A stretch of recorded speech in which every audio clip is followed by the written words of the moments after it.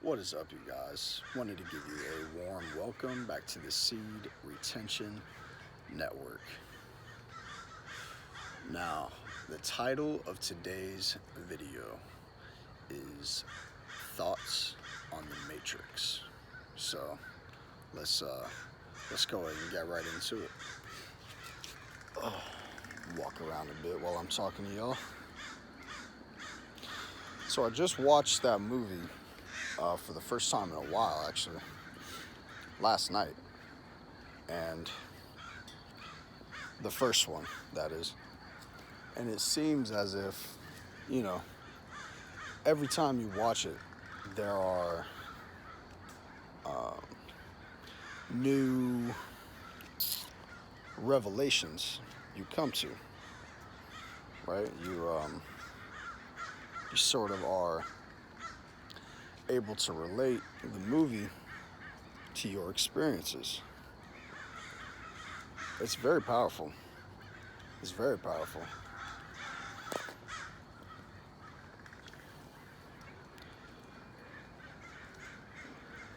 The first thing I definitely wanted to talk about was Agent Smith, right? That's a very prominent character in the movie, and you know, it's not a single dude, right? He can pop up anywhere at any time, and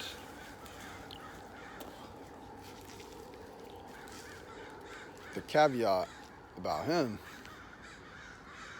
is he can manifest in every single, what would you call it, avatar in the Matrix.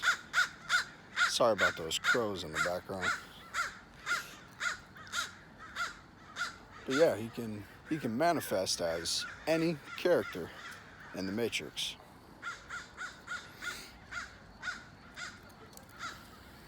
But another caveat about him is that he, as well as the entire Matrix itself,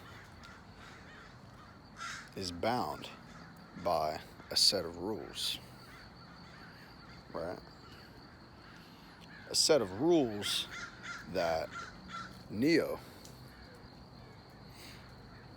is powerful enough to overcome. If he believes he's powerful enough, that is.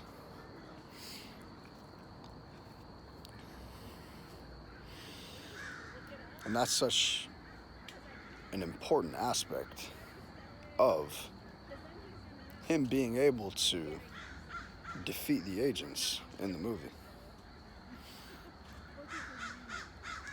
There's a couple fights where, say, in the beginning, for instance, he's not really able to overpower. He's not really able to overpower Agent Smith because he had just unplugged and just sort of had waken up or awoke to the true reality of the world that he lived in. Excuse me. Come on, let's go.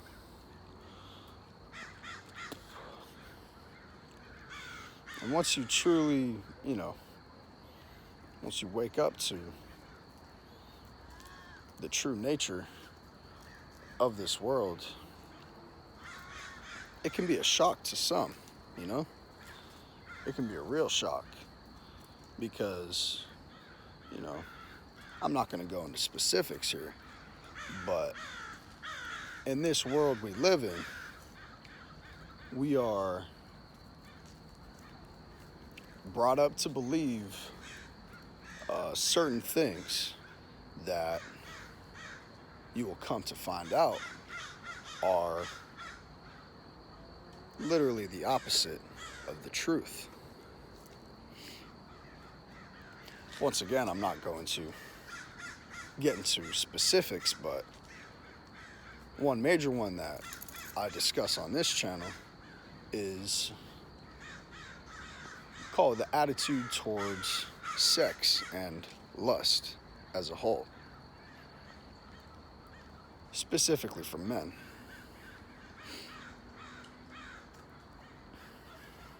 And what I mean by that is they teach us that our seed is expendable and it's worthless because it's so abundant.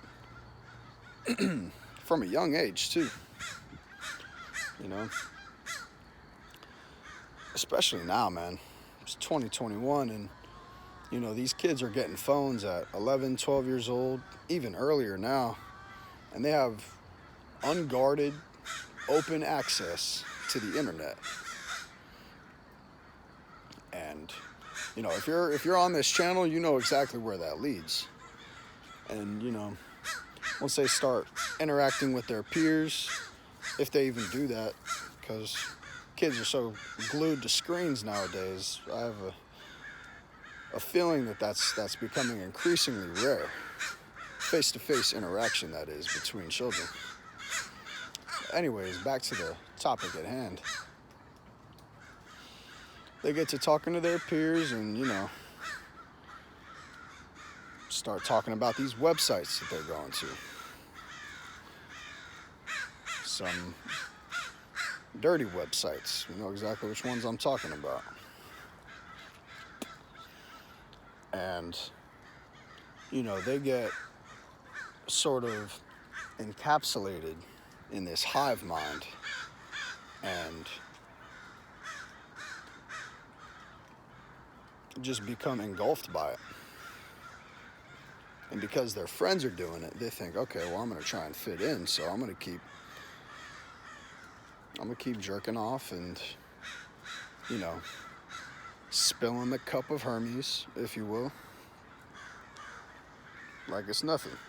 It's an activity of recreation, you know, something to just pass the time, you know, get a little spike of dopamine and call it a day. Or not call it a day and do it multiple times in a day. And, you know, I'm not judging anybody, man, because I've been there.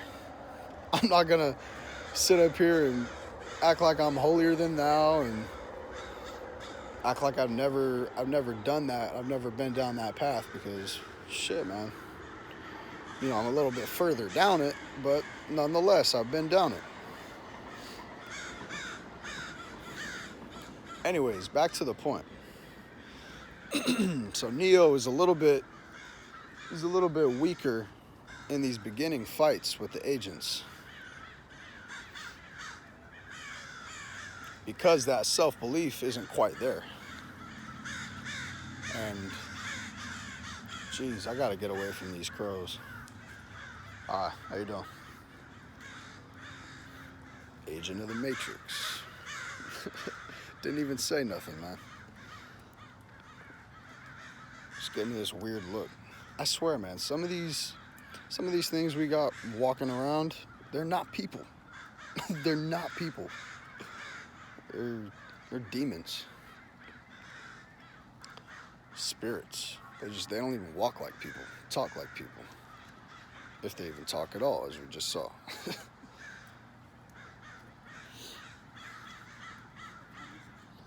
It's about 6. Yeah.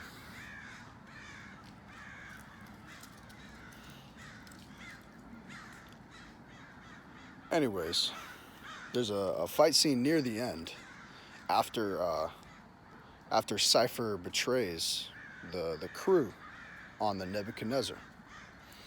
And they're all trying to get out of the Matrix. And they're in a subway.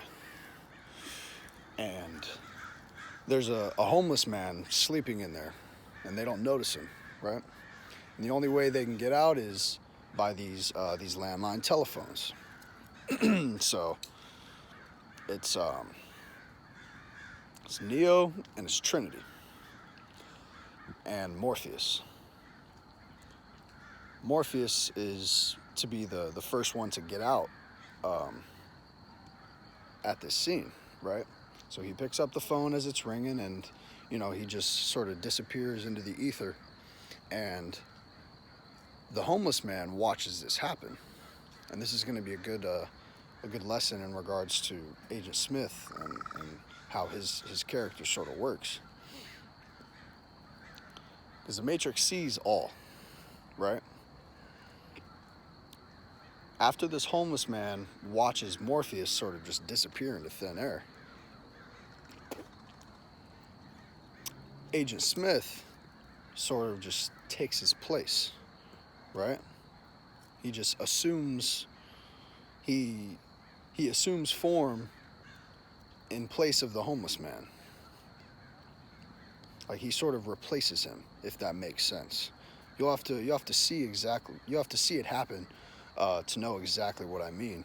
But he sort of just, his body sort of infiltrates him, and instead of the homeless man laying there, it's now Agent Smith.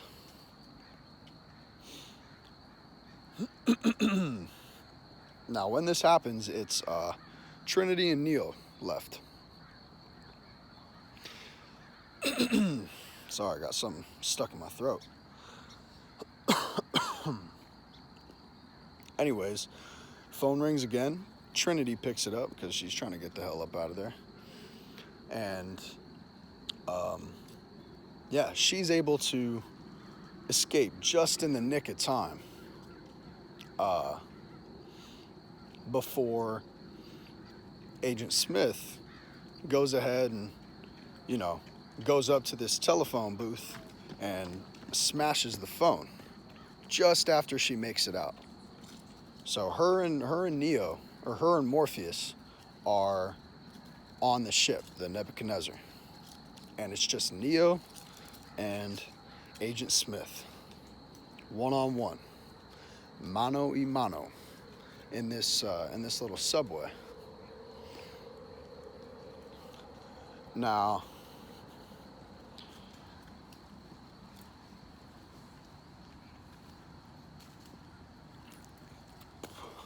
they get to fighting, and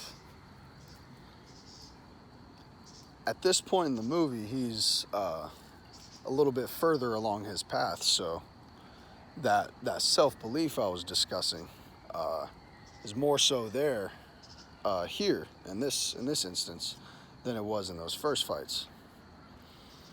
And he's a little bit stronger, and they're going back and forth, and he's putting up a real fight against this agent of the Matrix, Agent Smith. And long story short, he ends up getting thrown onto the train tracks, Neo that is, and Agent Smith follows him. And,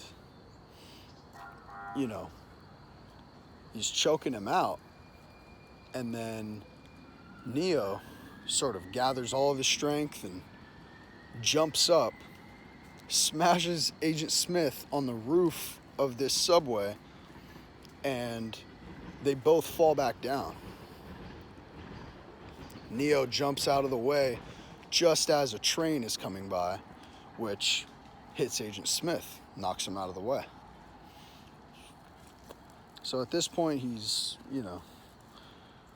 running to the next phone that he's being guided to by Tank, I believe his name is, who's on the Nebuchadnezzar with Morpheus and Trinity.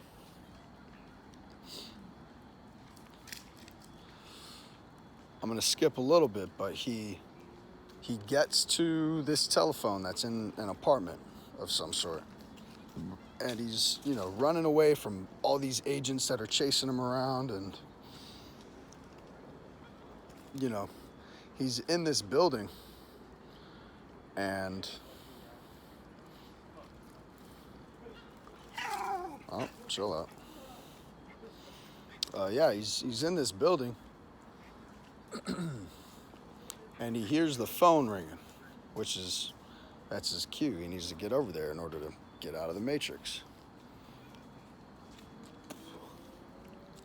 So he's just about to go into the room where the phone is, opens the door, Agent Smith is there.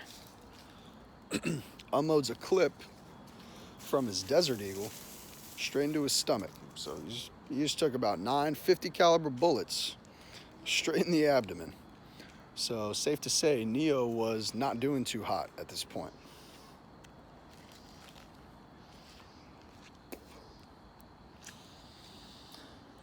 And, since the Matrix isn't real,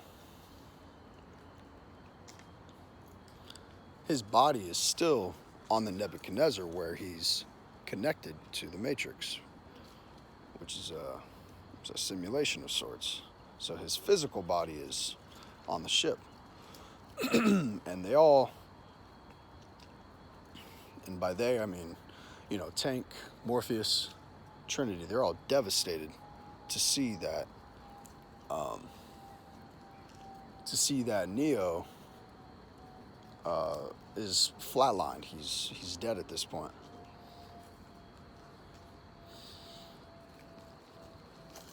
And what happens is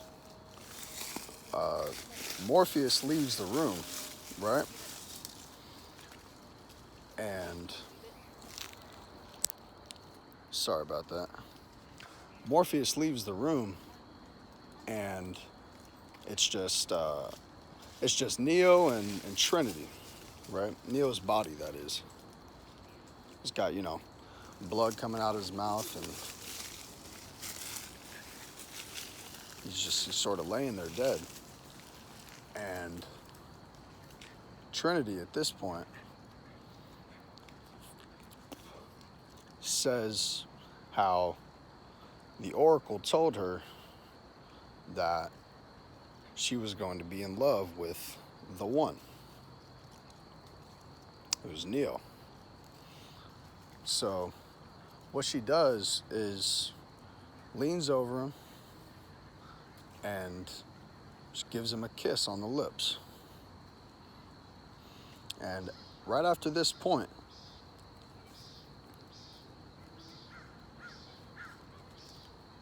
his,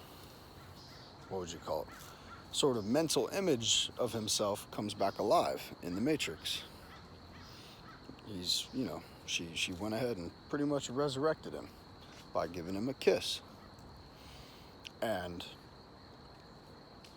right here, this is where things change. He has reached a whole new level of power, because there's, 5, 6 agents who usually, if, people try to fight against them, they're going to lose no matter what, because the agents of the Matrix are, up to this point, the most powerful, entities, right? But,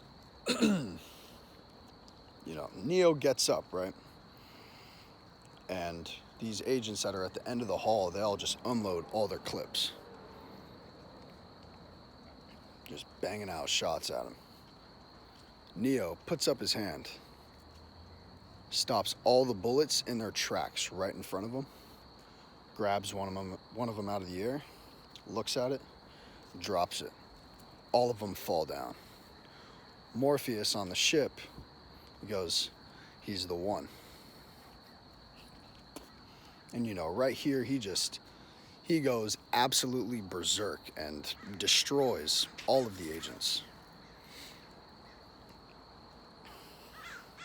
Now, I say all of that to say this, or before I get to that, he, ends up getting to the phone, gets back to the ship, and that's the end of that.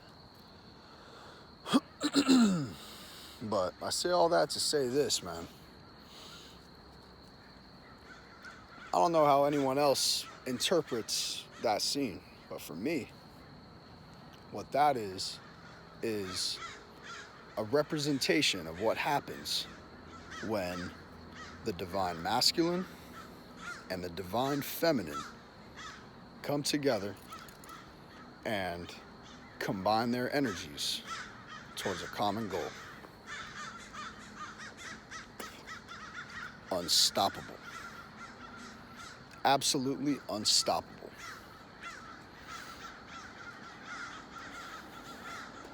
And you know, it doesn't seem that, what would you call it? It doesn't seem that significant in the movie. It's just a kiss, right? But no, man, no. The masculine and the feminine energy that we have, that's divine sexual energy, man. It's so potent. That creates a life. That creates a new life. And, you know, if you devote that towards something righteous, something good, man, the possibilities are endless.